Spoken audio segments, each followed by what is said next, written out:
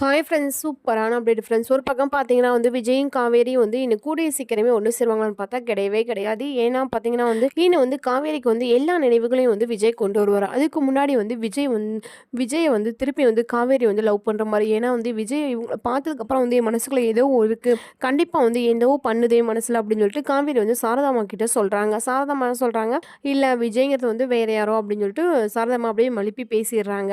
அதுக்கப்புறம் பார்த்தீங்கன்னா அந்த குழந்தைய அங்கே ஸ்கூல்லேருந்து அங்கே கூட்டிகிட்டு போகிறதுக்கு எல்லாமே ஏற்பாடு பண்ணுறாங்க. அதாவது விஜய் சொல்கிறாரு, கண்டிப்பாக நான் தான் காவேரி கிட்ட நெருங்காமல் இருந்தாலும் என்னோட குழந்தையாவது நெருங்கணும், காவேரி என்னோட குழந்தைக்கு அம்மா பாசம் எல்லாமே கிடைக்கணும் அப்படின்னு சொல்லிட்டு விஜய் முடிவு பண்ணுறாரு. அதே மாதிரி பார்த்தீங்கன்னா விஜய் அந்த குழந்தையும் காவேரியும் நெருங்கி பழக வைக்கிறாங்க. அப்போ ஒரு கட்டத்தில் பார்த்தீங்கன்னா காவேரிக்கே ரொம்பவே மனசில் ரொம்பவே டச்சிங் ஆயிடுது. கண்டிப்பாக இந்த குழந்தைக்கு நமக்கு ஏதோ ஒரு உறவு இருக்குது, ரிலேஷன்ஷிப் இருக்குது, கண்டிப்பாக அப்படி இல்லாட்டி நம்மளுக்கு இப்படிலாம் தோணாதுல்ல, கண்டிப்பாக ஏன் இந்த குழந்தைய பார்த்ததுக்கப்புறம் எனக்கு ஒரு அம்மா பாசம் வந்துடுது ஏன் அப்படின்னு சொல்லிட்டு சாரதாம்மா கிட்ட கேட்குறாங்க.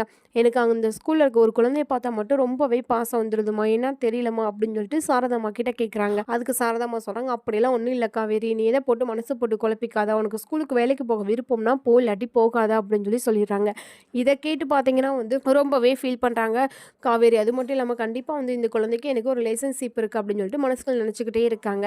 அதுக்கப்புறம் பார்த்தீங்கன்னா காவேரிக்கு எப்படி இந்த விஷயம் தெரிய வரும்னு பார்த்தீங்கன்னா சாரதாம்மானால தான் தெரிய வரப்போகுது. அது மட்டும் இல்லாமல் பார்த்தீங்கன்னா அந்த குழந்தை பார்த்தீங்கன்னா ஒரு கட்டத்தில் இதுதான் எங்கள் அப்பான்னு சொல்லி விஜய் அறிமுகப்படுத்த போது அப்போ விஜயும் காவேரியும் நேருக்கு நேராக நின்று பார்க்க போகிறாங்க. அப்போ விஜய் அப்படியே கண்ணில் கண்ணீரோடு நிற்கிறாரு. ஆனால் காவேரிக்கு எந்த ஒரு ஃபீலிங்குமே இல்லை. காவேரி எப்பயும் போல் இருக்காங்க. காவேரி எப்பயும் போல் அவங்க பேசாட்டுக்கு ஓகே அப்படின்னு சொல்லிக்கிறாங்க. ஆனால் காவேரிக்கு அந்த இடத்த விட்டு நகரவே மனசு இல்லை.